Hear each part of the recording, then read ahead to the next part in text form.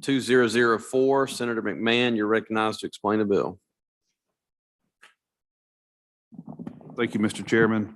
This is a local and private, was double referred to finance. Town of Duck Hill is asking for authorization to levy a tourism tax. It's what we call the local option sales tax. The amount of the tax is 2%. And they would like to hold a special referendum. It'll take 60% of the electorate to pass it. And it does have a repeal date of July 1st of 2027. This is new legislation. I'd be happy to take any questions. All right. Are there any questions on the bill? Seeing none, for a motion. Title sufficient, do pass. Motion is title sufficient, do pass. All those in favor say aye. Aye. All opposed? The ayes have it. Next, we're going to skip 2152. She's printing a copy of it right now, and we'll take it up next. But Senate Bill 2519, Senator McMahon, you're recognized to explain it. Thank you. The town of Monticello is requesting a local options, the authority to hold a referendum on a local option sales tax. It will generate 2% from room rentals.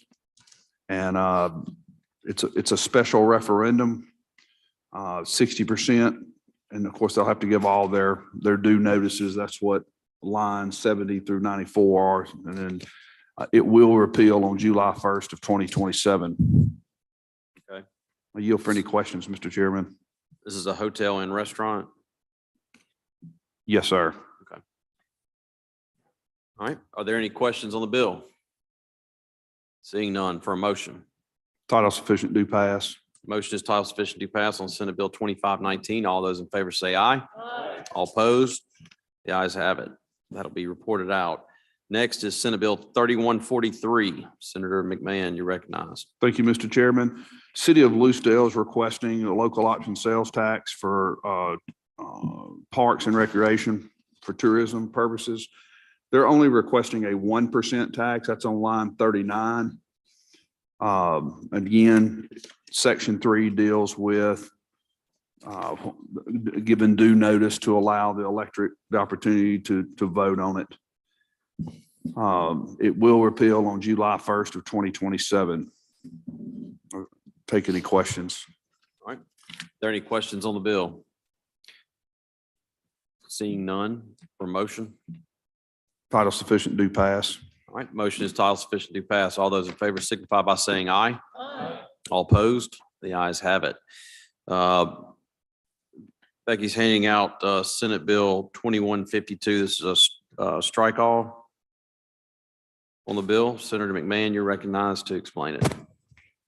Senator Blunt. Mr. Chairman, Senator Blunt's here and he's worked hard on this. And so I would like to defer to my colleague Sure. to be Senator Blunt, recognized. you're recognized. Thank you, Mr. Chairman. Thank you, Chairman McMahon.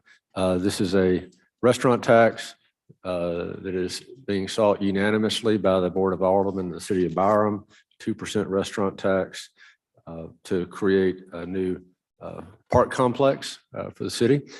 The committee substitute is different from the bill as introduced because the city is requesting a 10-year repealer so that they can issue bonds to create the park system, park project. And there is this standard language in there regarding a 60% popular vote requirement. I'll be happy to answer any questions, Mr. Chairman. All right. Are there any questions on the bill? Again, just to bring it to the committee's attention, Mr. Chairman, that it won't expire until 2033. Okay. All right. Just got a 10-year repeal. All right. Any questions on the bill? Seeing none, from motion, Senator Blunt. My motion is title sufficient to pass committee sub on Senate Bill 2152. All right. Motion is title sufficient to pass committee sub. All those in favor signify by saying aye. All opposed? The ayes have it. The bill will be reported out. At the bottom of the agenda, you'll see a discussion on Senate Bill 2449. This was the bill we took up and passed. It just had the code section on use tax. And this was for a discussion or trying to work out a solution on software as a service when it's done outside of the state and computer software services. And I'm going to kind of go over we got to a point where we think we've got a good bill ironed out between everybody. We met with Department of Revenue, several stakeholders, had lots of meetings over the session and worked through this. And we kind of feel like we've got a good bill here for you to consider. And I didn't want to bring it up on the floor without discussing it in committee first, let everybody kind of go through it and hear. So I'm going to basically go through the strike all the House amendment that they put in, and I'll explain the sections for y'all. And then we can, if you have any questions, we can try to answer those for you. So Section 1 updates the sales tax definition of tangible personal property to state that tangible personal property shall also include computer software, but shall not include electronically stored, maintained data. We're not going to tax data in Section 1. Section 2 inserts language clarifying that taxable retail sales of tangible personal property include on those that are physically or electronically delivered or located within the state. And it codifies Department's regulation that computer software maintained on a server located outside the state and accessible for use only via the internet is not taxable retail sale. Section 3 removes duplicative provisions within the telecommunications tax statute addressing the taxation of software, specified digital products, music, games, reading materials, ringtones, et cetera, that are addressed in other existing statute. This change is made to avoid confusion and the ambiguity of and explicitly does not modify the taxation of any of these items. These are typically like your cellular telephone that they're talking about in this section. Section 4 clarifies the taxation of computer software service actually performed within the state as distinguished from those performed from locations outside the state.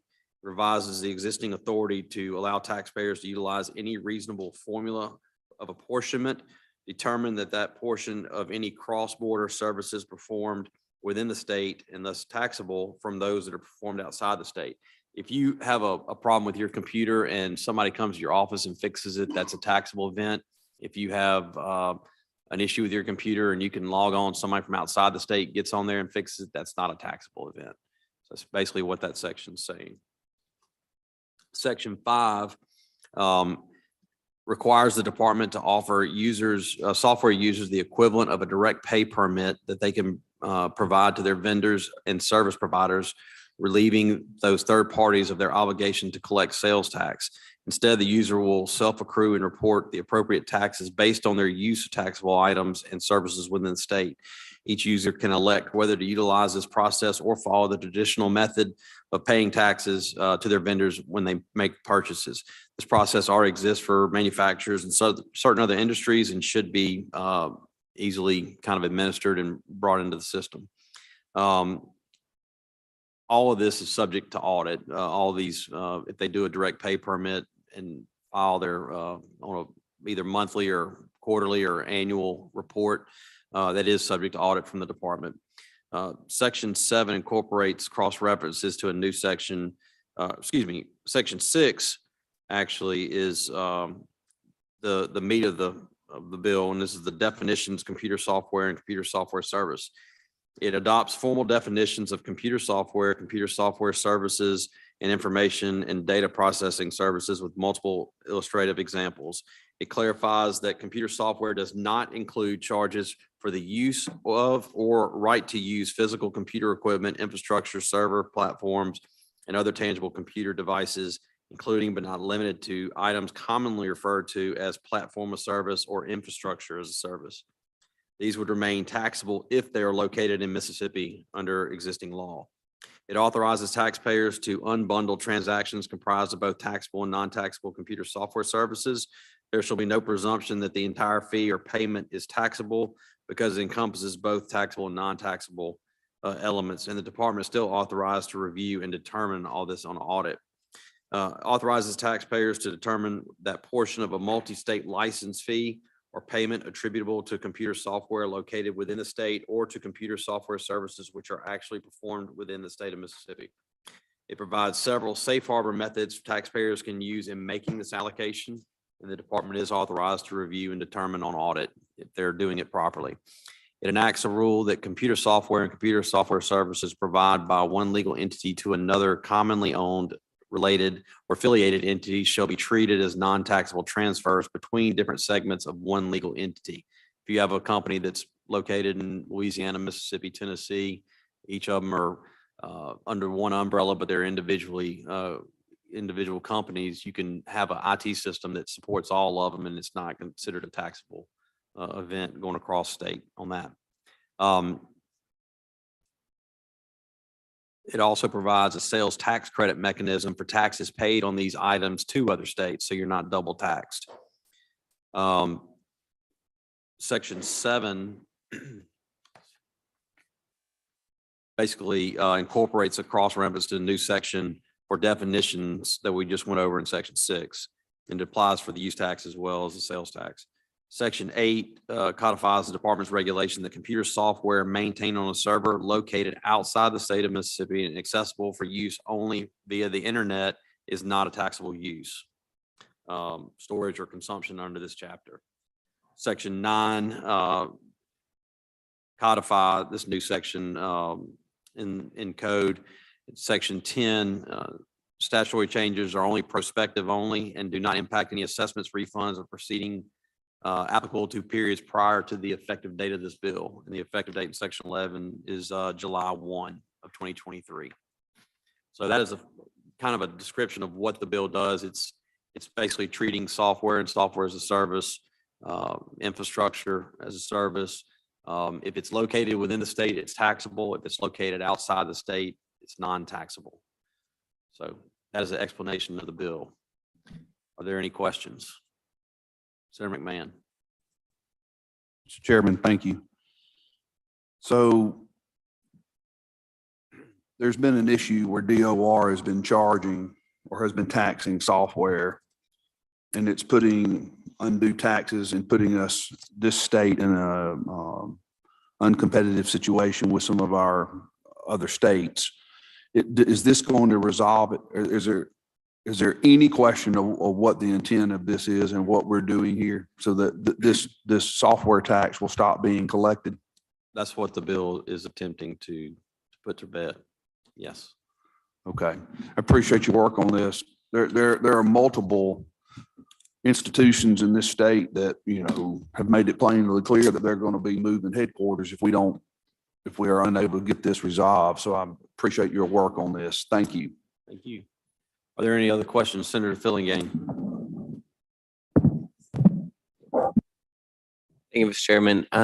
Along the same lines, I'm curious if I'm hearing the explanation correctly that if it's in state, it's taxable, and if it's out of state, it's non-taxable. How does that encourage the Bancorp South and the Hancock Whitneys from not wanting to move out of state? I mean, it seems to me if the in-state stuff is going to be taxed and the out-of-state stuff is not, then why would I, as a bank based in Mississippi, not want to move my operations out of state so that I'm not taxed?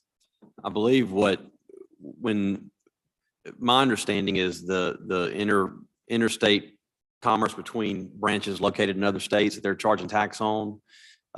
If they're doing business and their data software is out of state, they're being taxed on it right now, even though it's not located in the state of Mississippi. So they can keep their headquarters here and not pay sales tax on software as a service that is not performed within the state. It's not housed in the state. It's outside of the state.